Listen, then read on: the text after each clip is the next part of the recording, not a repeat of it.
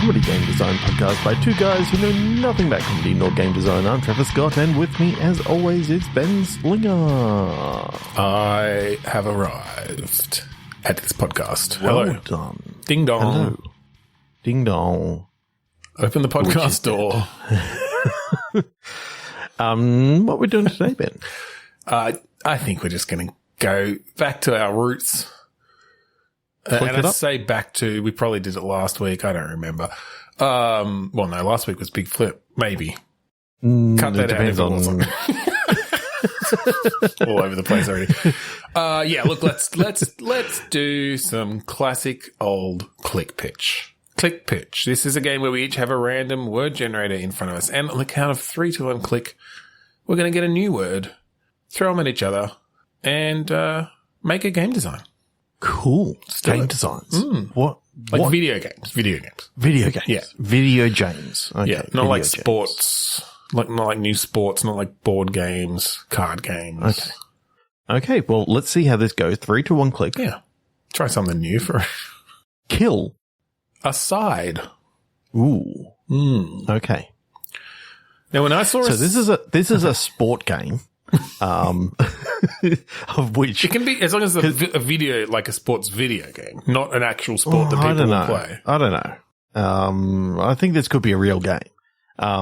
But because you said, I know that you said aside, but I thought of offside as in, I see. If you kill someone and you're behind the state of play, it's actually fine. But you know, it's sort of like soccer, but with killing. Okay. We could have a violent soccer game. I mean, murder ball. Yeah.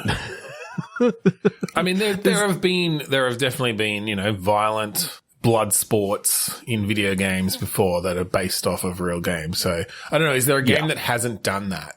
Like tennis? Can we do a really bloody tennis? Ooh, bloody tennis. Yeah. Bloody volleyball. Yeah. I mean, that's kind of cool. Yeah, I can picture squash is already very bloody. Squash is very bloody. I do, especially because you can take an eye out with those balls. I do like spiking a volleyball and taking someone's head off. Yeah, that's a good visual. And when you say spiking a volleyball, you mean putting the spikes into the volleyball? Yeah, and then hitting it down. Yeah. Triggering the spikes that come out of the volleyball. Exactly. When it's hit with But you got to trigger it at the right time so you don't. Spike and then hit, because then your hand's going through the spike and then you've got spike. Yeah. You don't want to spike yourself. What if it's Murder Olympics? Oh, okay. So it's basically, everything but with killing. But yeah, just killing. It's Purge Olympics. Killing and sabotaging. It's the Purge Olympics. Oh, yeah. Okay. I'm loving this. Okay. So weightlifting. Mm-hmm. How can you sabotage that? So, I mean, I suppose once they've got it up, you can somewhat swing other weights on to try and crush them. You just unbalance it in some way. Pull one of them off will probably be enough. Just shoot one of them in the knees and they just... Yeah, I mean, most of it is just shooting them in the knees. Realistically, like most of these sports, swimming, shoot them in the knees. Gymnastics. That attracts the sharks. Maybe. Which, for some people, may make them swim faster, but for other people, they become the chum. Yeah, that just gets them into more of a frenzy. You're the second place chum. I don't know. What other Olympic sports are there? I mean, shooting. The swimming is now just called chum. It's like... It's called Don't Be Chum. Don't be chum. Chum bucket. It's gold or chum bucket. They're the two things. There's no third place because no one survives. So taking it in a slightly different direction, I do like that, but I think it's okay. There's enough there. So when I thought of a side, if you've got more sports but I mean, it will probably there's plenty of come spots. down to shooting. I mean, shot put is a grenade. You've got to get it away from you. Right, it's like a hot potato sort of thing. Yeah, yeah. High jump over razor wire, and down. Over a pit of spit. pit of spikes. Same thing for long jump, like you're jumping over a pit of spikes. Yeah. Yeah. Are the controls the sort of standard old? Oh, I was thinking this is real.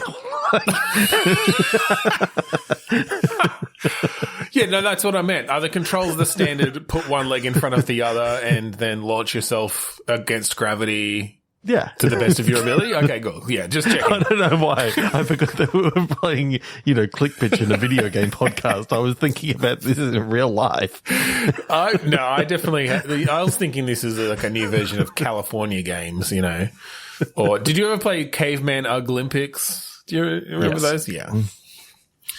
No, but yeah, okay, real life. Yeah, I mean, if the Purge can happen in real life, then so can this. Yeah. I mean, it can only happen, it's like a one-night event. So everything happens, over that 12-hour period or whatever it is. Yeah, yeah. The television stations all have to fight over the different events because it all happens simultaneously, like, essentially. Yeah, but it's all got to be automated because otherwise, they're fair game. Camera operators are fair game. Right. Take control of the narrative. By taking out the camera operator, you could win even if you don't win. Exactly.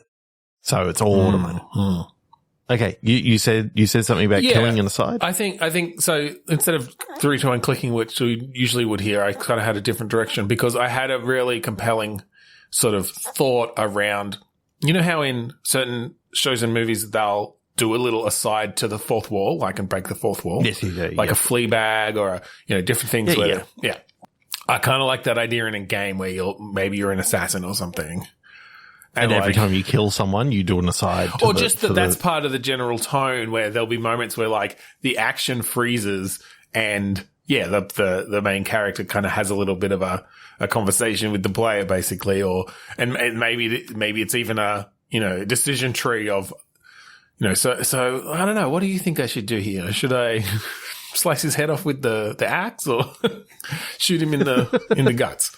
You selected shoot him in the guts last time. I'm getting kind of bored of that. Yeah. Can we do something a little bit different? Up a bit. No, you want to shoot him in the guts? Okay, shoot him in the guts. Okay, but we need to talk about this. That's just now an aside. It's like he's talking. It's like, yeah, just the tone of that really appeals to me. I could see it, even if it's in the middle of like an action game. And it's mostly just a third person slash 'em up kind of thing, go through levels. And then maybe it's in the boss fights or in particular special moves or whatever, a different thing. Like just, it's a general tonal thing. I can kind of see it almost like a Deadpool game because Deadpool does do that sort of thing and it has a bit of an aside. License it for sure. I could see that as a Deadpool game.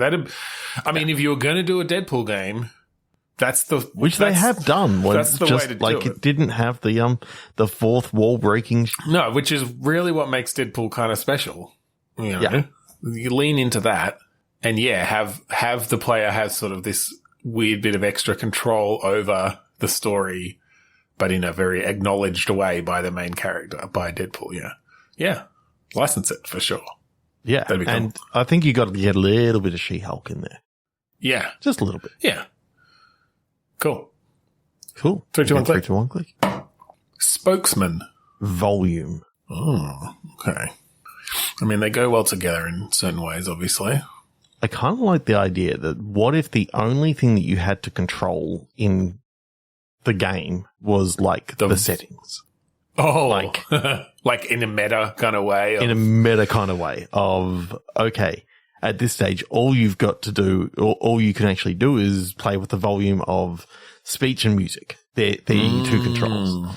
And then it's like, okay, now here's where you can now, click on this button and turn subtitles on and off. And maybe the subtitles actually give them, a bridge to walk on them or something like that. Yeah. Yeah. Okay. So it very much in that, so there was that one scene in Lair of the Clockwork God, where you had to go into the settings and turn the music down to get through the scene, essentially. But the whole game is that, basically. Yeah. I think you'd need ways to – I like the idea of, you start in a scene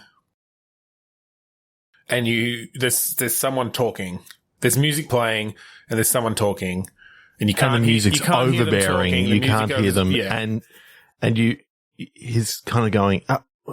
I can't hear myself talk. Like, and he's gesturing. But there's nothing on the screen to like you can kind of click on things, but nothing happens, right? And so, yeah, you have to figure out as the player right away that you need to go into the settings. Yeah. But at that point, I think maybe you see in the settings, there's a way to like pin it to the screen or something. So, because I'm just thinking you don't want to have to keep going escape settings, audio. But yeah, you start being able to pin particular settings. There's like a little button there that if it's highlighted, it detaches and you can sort of move something it around. like that. And Yeah. like, okay, now I've got these two sliders to play with. Yeah.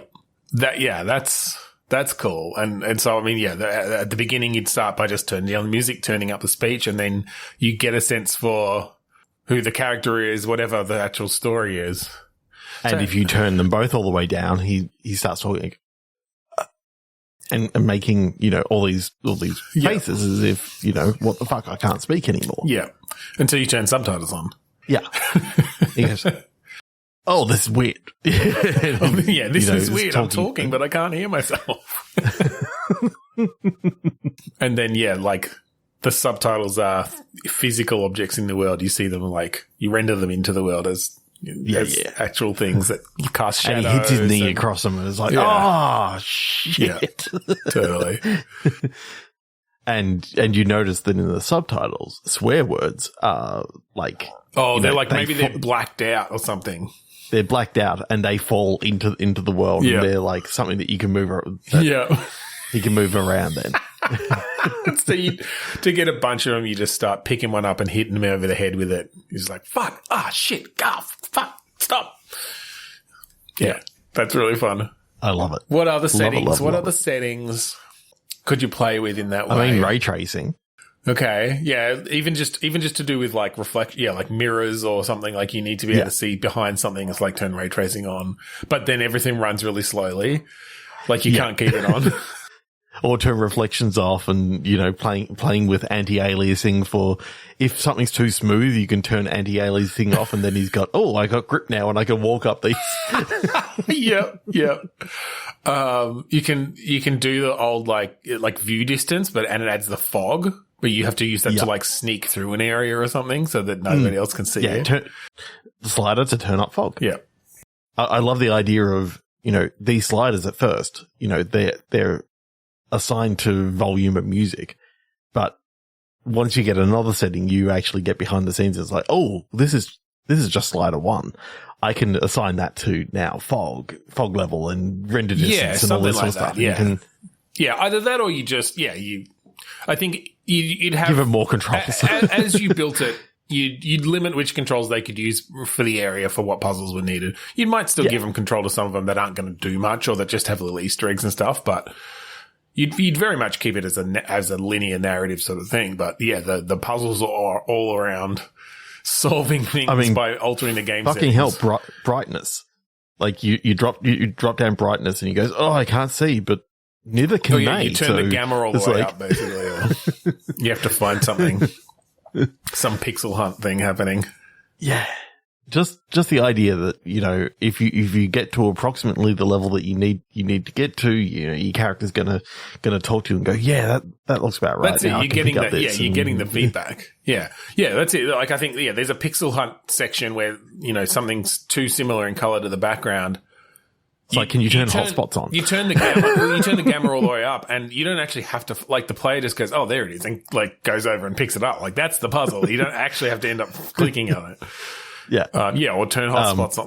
That's it. Like those little helpers and things. Can you turn tooltips on for me? I don't know what that is in the distance over there. I can't see. I don't have my glasses because I lost them in the previous puzzle. And turn the tooltips on and you'll be able to tell when you hover over it.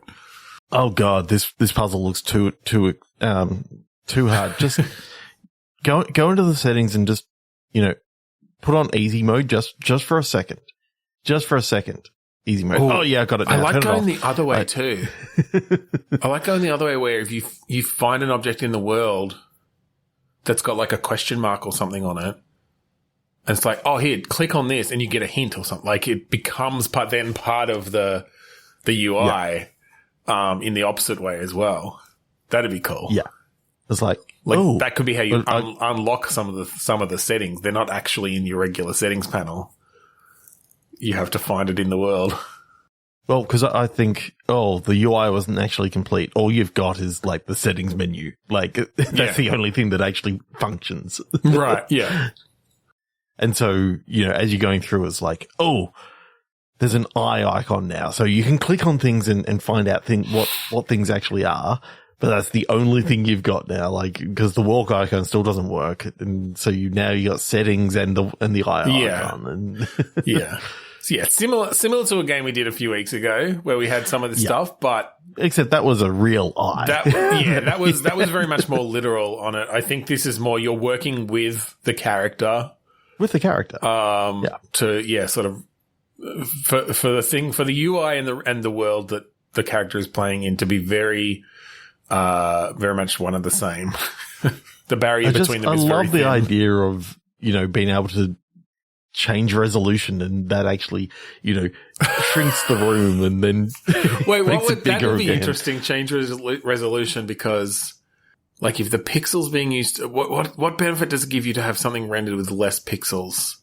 Well, I'm just saying that it actually changes the size of the room. He's still the same size, okay, like with the same amount of pixels. It's just like, oh shit, That'd be pretty funny. Maybe you can resize during that time, so you can actually resize it to like, there's a scary thing over here, so you resize it to get rid of that thing, and he goes, can't see it now, and just walks.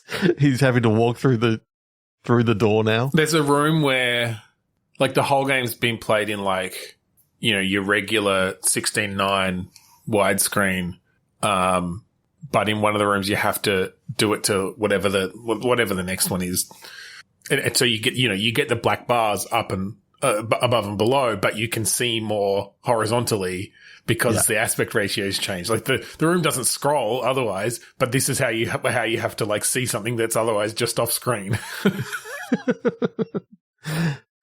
It kind of reminds me of some of the TV shows that they've tried, going widescreen with now. They really shouldn't have, because they actually, even though they filmed it in widescreen, a lot of the time they blocked it out. So it was like, okay, here's where the pan and scan screen is. Yep. Here's a whole heap of bullshit that we've actually got, set dressing and all that sort of stuff that we're keeping off to the side. But it's like, well, because I've seen some, like Buffy the Vampire Slayer had a bunch of that where you'd see just cameras and sets and whatever off to the side, and then they released the widescreen version of that stuff's in there. So you could do that. You could. I love the idea of like, can you just click the aspect ratio? Oh, sorry, that's all the stuff, sort of like shitty drawings and all that sort of stuff that were put off to the side. You see that it's an actual facade, like you see the wooden supports and stuff. Yeah. That's cool. There's something about a meta game that is just, I know. It's so appealing. It's fun. There is no game. If you remember, that was good fun to play through. That was a great one. That was really well done.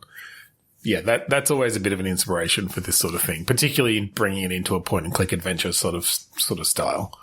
Yeah, because they did that in that, didn't they? That was the one that had it had like behind Sherlock the scenes and stuff, or something. Sherlock and Watson in one of them, one of the areas, and then you go behind it, you turn it around, like turn around the TV, and you sing from behind. Yeah. And the way things actually work by, and there was a lot of and there was a lot of like using the UI in the world and that sort of thing for sure. Yeah, I love all that sort of stuff. Yeah, that was good fun. Like we came up with that out of some words. That's what this game's all about. You keep on finding new things all the time. All right, 3, 2, 1, click. Dry. Preserve. Ooh, how would a dry jam? Like, that's... Well, I'm more, I think, just preserving something like by drying it out, like a dehydration process. Because I was just thinking, a dry strawberry jelly. I mean, that kind of just doesn't sound palatable. I mean, then I think it's just, then it's just dried fruit that's had too much sugar. I mean, I suppose beef jerky is there's a drying process. Yeah. So what could you preserve that's not traditionally preserved by drying? Humans. You could do humans. I did. The only reason why I say that is because the other day I was looking on Reddit and I saw something about like a huge like dehumidifier or something like that didn't actually have like a stop on the inside. Just tried and sucked all of the moisture out of the air. Yeah, it was either that or it was like a huge, beef jerky machine that was big enough to put people in and didn't actually have a stop thing, So there's do you know the Netflix series, and it's based on a series of books, Three Body Problem? Yeah, I saw. Haven't watched it yet, but I've seen that it's around. Yeah, I haven't watched it. Pretty either, cool, and I haven't watched it yet. But I read the first book in the series. Anyway, there is a plot point in that around, and it's because there's this whole thing in that where the main character kind of goes into this VR world, and it's this other planet where the people they essentially dehydrate themselves for large periods of time to essentially be in stasis, and then rehydrate themselves when the conditions are right to come back. So that's where my mind went immediately when you said drying out humans. Yeah. Okay. And because you said that, for some reason, my mind went to the scene in Back to the Future 2 when they get the dehydrated Pizza Hut pizza and then rehydrated and it turns into the big large pizza. And I had this thought of, okay, in this world, everything is like everything can be dehydrated and rehydrated. I mean, that could be an interesting mechanic to be able to shrink something down or turn it into like a powder or a crunchier, chewier version of itself, depending on what other elements it has in it, I suppose. and then the typical joke that everyone goes to of dehydrated water. Just add water. Is dehydrated water nothing, or is it steam? Don't know. Because then you've hydrated the air around it, but the water, I don't know. Or does it just turn back into its gases? Into hydrogen and oxygen? Yeah. Separately? Yeah, maybe it's, if you dehydrate it so hard that you cause nuclear fission. Yeah. Maybe. There's something about like thinking that, holy shit, these are two, effectively 3 gas molecules in water, and that's like, they're only a gas because they're just atoms, right? I guess they're only a gas because of then the way that those specific atoms interact with other things when they're not bound to oxygen. Or other things. I know. Don't think of science. Science hurts your brain. What I was going to say is we all know that the way Pokemon fit into those Pokeballs is through a dehydration process, right? Yes. Like they're just in there as essentially a dust. If you open one of those up, it'd be like opening a pill. Yeah. But like when you open one of the pills and all the little bits are inside. So maybe there's something around that. We make that more explicit in a game where you're dehydrating things to save them, to bring out later and fight for you. But it takes them a little while to adjust as they've got to kind of stretch and go, oh, it doesn't feel quite right. Yeah. Can someone get me a glass of water? I don't think it was rehydrated properly. Being a bit leathery. Oh no. I'm just imagining that, they get turned into like a beef jerky sort of thing, but if you actually inject the water back in, it's fine. And then you see one of the trainers just walking down the street just eating one. Taking boot bites. I'm hungry. And it tastes so good. I feel like a dehydrated Squirtle would taste pretty good. Squirtle jerky. Squirky. There's probably with all the Pokemon names, there's definitely a better pun to go with jerky. Pika-jerky? Pika-jerky? That's pretty good. Yeah. 3, 2, 1, click. Jerkmander. Instead of Charmander. Emergency. Pavement. Emergency pavement? Ooh.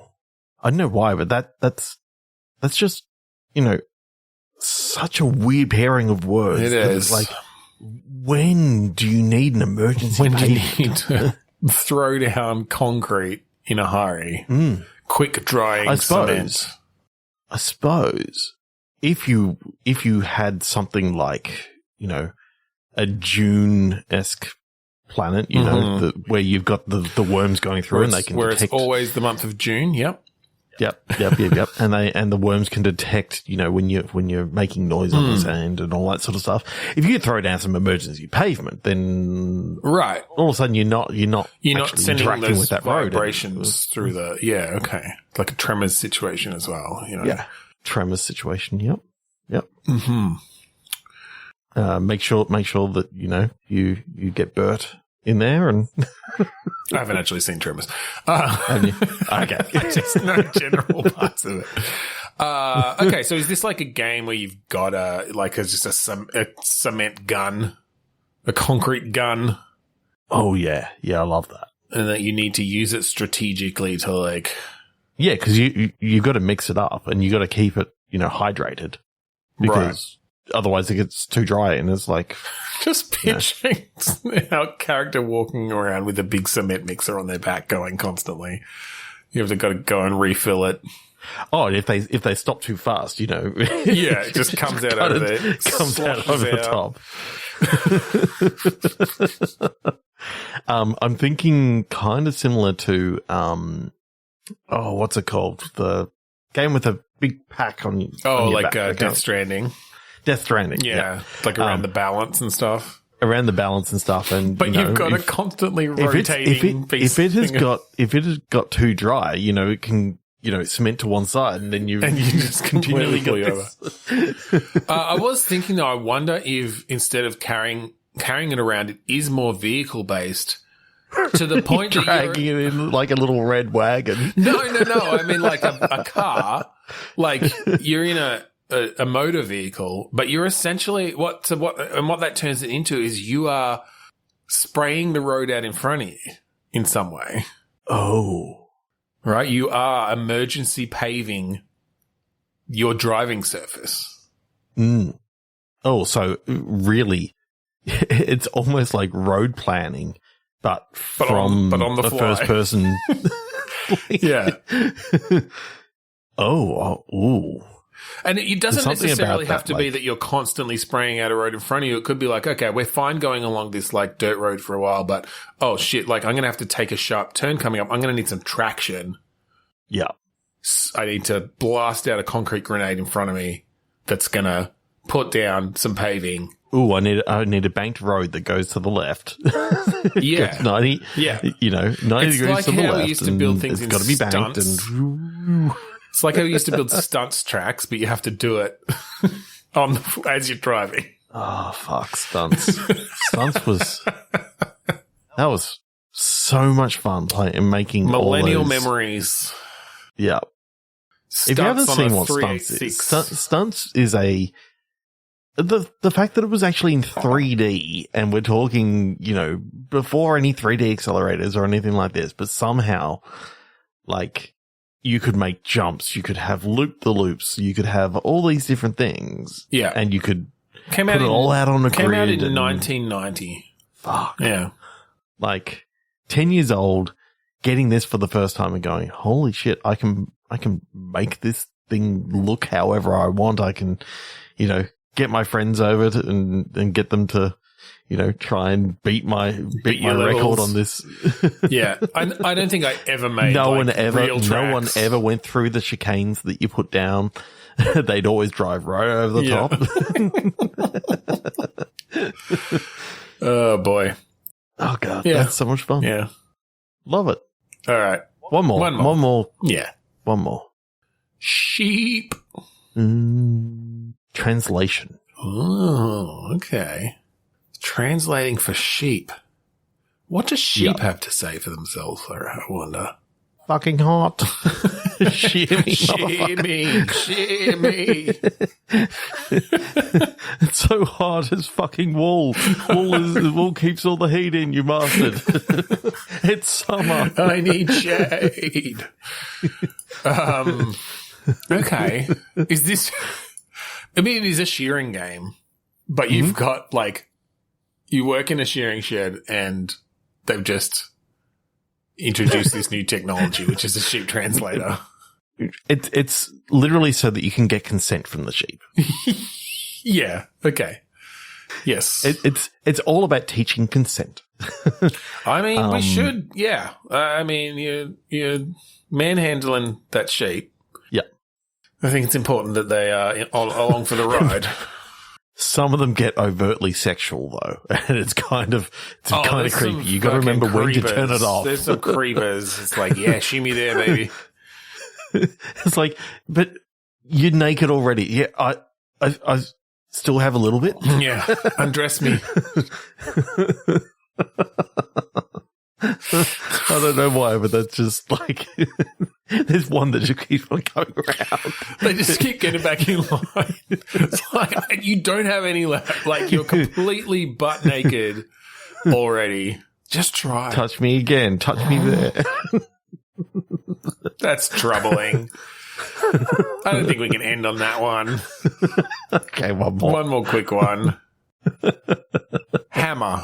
Motion. Okay.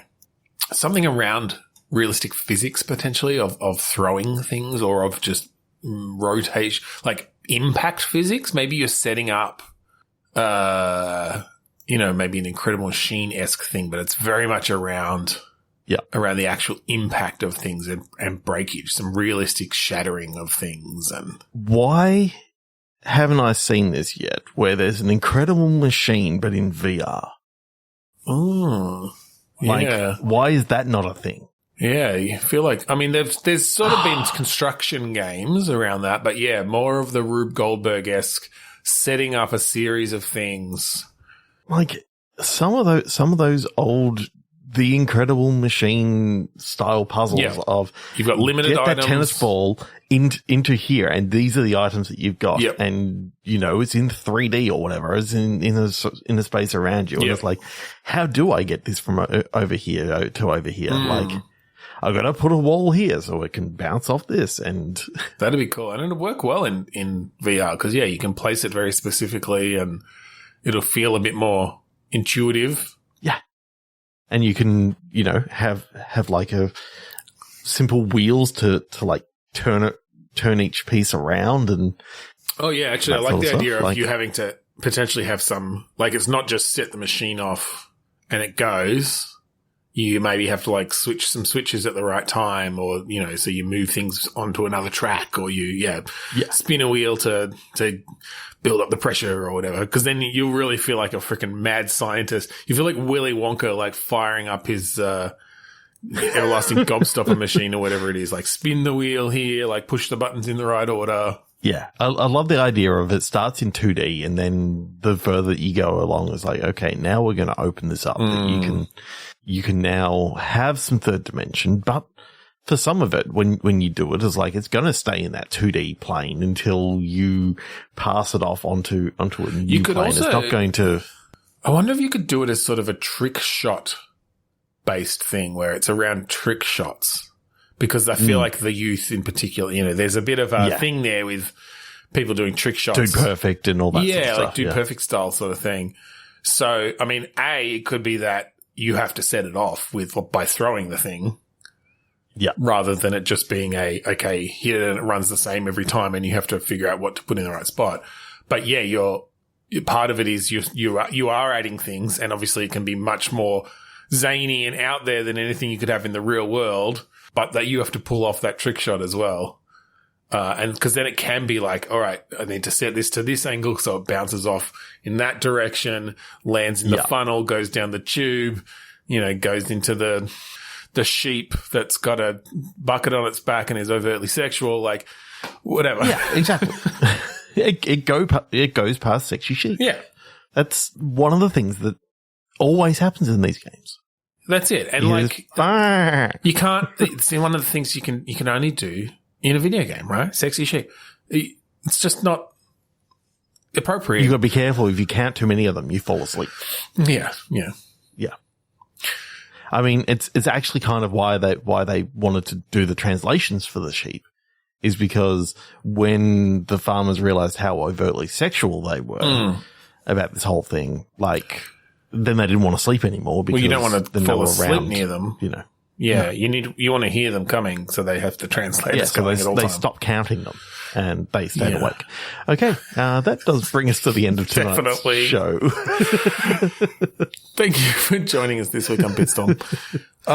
If you'd like to find any of our previous episodes, go to podchaser.com/Bitstorm. Check them out. Especially check out either last week's or next week's Big Flip episode. We've already recorded it, but if we haven't... I'm not sure when the edit's coming out. It's a bit more of an involved edit, so we'll see. But I think you'll enjoy it. It's one of our best ones yet. Yeah. Cool. Well, if you do like the song that we play at the start and end of each episode, that song is called Mount Defiance. It's off the album Containment Failure. It's by the band Kuradust, and you can get it for free at kuradust.bandcamp.com. Did I turn into Mark Bernardo there? Kuradust.bandcamp.com. Yeah, don't visit the other one. Come on my keys.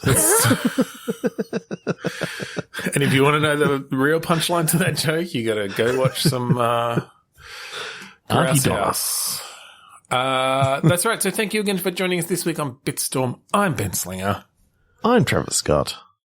And I'm a sexy sheep. Bah.